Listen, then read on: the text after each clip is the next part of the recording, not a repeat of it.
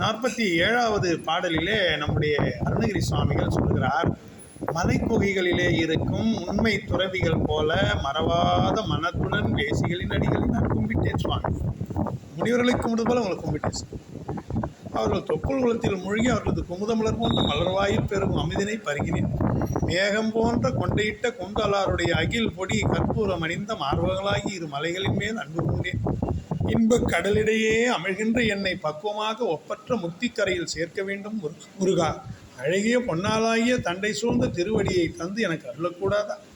ஆகாய முகட்டில் அளவு கடங்காத வெள்ளத்துடன் கங்கையாகிய புனித நீர் அசைந்தாடுகிறது. தாமரை பீடத்தில் அமர்ந்துள்ள பிரம்மனால் அளவிட முடியாத கட்சி ஏகம்பராகிய சிவபெருமானுக்கு ஒப்பற்ற பிரணவ பொருளை போதித்தவன் முருகா நீ அல்லவா?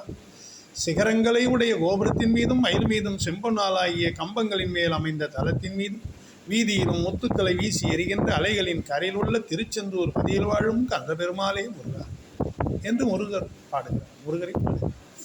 குகரமேவும் மெய் துறவினின் மறவா கும்பிட்டு உந்தி தடமூழ்கி குமுதவாயின் முற்றமுதினை நுகரா கொண்டல் கொண்டை குழலாரோ அகரு தூளிகர் புரதன இருகோல் அன்புற்று என்ப கடலோடே ஆமிழுவேனை மெத்தன ஒரு கரை சேர்த்தம்பன் தண்டை கழல்தாராய் ககன கோலகை கனவிரும் அளவா கங்கை துங்க புனலாடும் கமலவாத நாற்கலவிட முடியா கம்பர் கொன்றை புகழ்வோனே சிகர கோபுரத்தின் அனுமதி அலினுமே செம்பொன் கம்பத்தல மீதும் தெரிவிலேயும் நித்திலமேறி அலைவாய் செந்தில் கந்த பெருமாளே.